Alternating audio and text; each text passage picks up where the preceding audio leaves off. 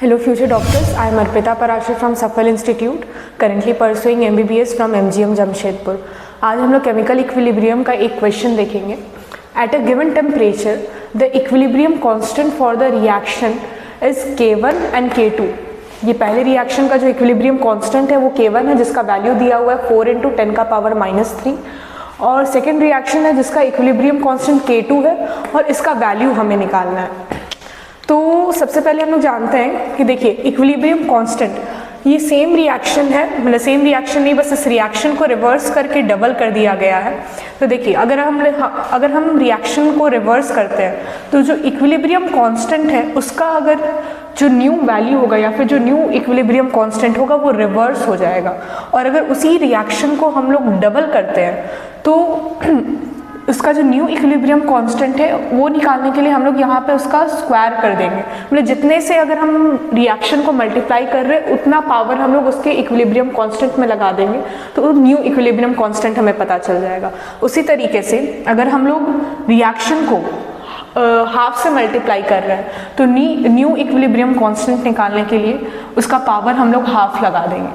तो अब जैसे इस रिएक्शन में देखिए NO + ½ O2 NO2 दे रहा है और इसमें वही रिएक्शन को रिवर्स कर दिया गया है +2 से मल्टीप्लाई कर दिया गया है.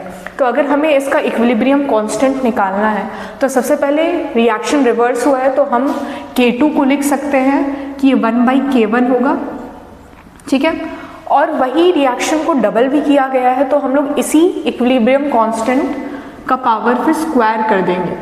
तो अब इसे हम कैलकुलेट करेंगे तो न्यू इक्विलिब्रियम कांस्टेंट जो है इस रिएक्शन का निकल आएगा. तो आइए कैलकुलेट करते हैं.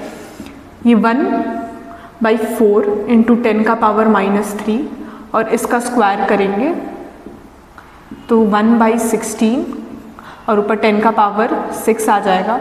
और इसे जब हम कैलकुलेट करेंगे तो 6.25 × 10⁻4 आ जाएगा. ये देखते हैं कौन से ऑप्शन में ये आंसर है. ऑप्शन A नहीं है, B नहीं है, C आपका आंसर हो जाएगा. आइए देखते हैं इक्विलिब्रियम कांस्टेंट से ही रिलेटेड अगला question. The dissociation constants for acetic acid and HCN at 25 degree Celsius are 1.5 × 10⁻5 and 4.5 × 10⁻10 respectively.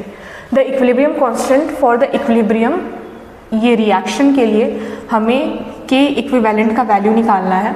और ये K इक्विवेलेंट का वैल्यू कैसे निकलेगा उसके लिए हमें ये दो इक्वेशन दिया हुआ है जिसमें dissociation constant for acetic acid, यानी कि जब एसिटिक एसिड डिसोशिएट कर रहा है इनटू CH3CO- और H+ में तो उसका डिसोसिएशन कांस्टेंट K2 1.5 × 10⁻5 दिया हुआ है. और HCN का डिसोशिएशन कांस्टेंट जब मतलब ये H+ और CN- में डिसोशिएट कर रहा है तो उसका इक्विलिब्रियम कांस्टेंट K1 दिया हुआ है 4.5 × 10⁻10. अब ये दोनों की मदद से हम लोग इसका इक्विलिब्रियम कांस्टेंट निकाल सकते हैं. कैसे? पहले एक इक्वेशन को आप रिवर्स कर दीजिए.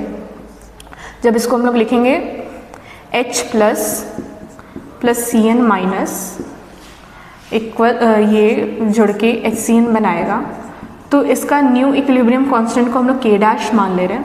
अब देखिए ये इक्वेशन को जब हम लोग रिवर्स किए तो जानते हैं कि जो न्यू इक्विलिब्रियम कांस्टेंट होगा वो इस इक्विलिब्रियम कांस्टेंट का रिवर्स हो जाएगा, यानी कि 1/K1 हो जाएगा. तो इसको हम लोग लिख सकते हैं 1/4.5 × 10⁻10, ठीक है. और अब देखिए ये इक्वेशन और ये इक्वेशन को जब हम लोग जोड़ेंगे तो जो हमें रिजल्टेंट इक्वेशन चाहिए वो यहाँ पे दिया हुआ है. अब इसका इक्विलिब्रियम कांस्टेंट अगर हम लोग को निकालना है तो जब भी हम लोग दो इक्वेशन को जोड़ते हैं तो उसका न्यू इक्विलिब्रियम कांस्टेंट जो है वो आपस में दो इक्वेशंस का जो इक्विलिब्रियम कांस्टेंट है आपस में मल्टीप्लाई हो जाता है. तो हम लोग बोल सकते हैं कि K' × K2 करेंगे तो हमें इस इक्वेशन का इक्विलिब्रियम कांस्टेंट मिल जाएगा. तो देखिए इसको अब इसका वैल्यू हम लोग रखते हैं. K' का वैल्यू क्या आया था 1/4.5 × 10⁻10 और K2 का वैल्यू क्या है मल्टीप्लाई बाय 1.5 × 10⁻5.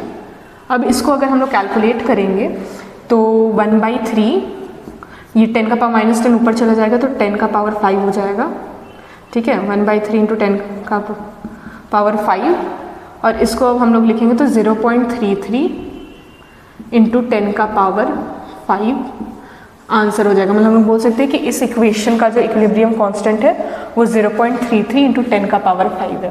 Thank you.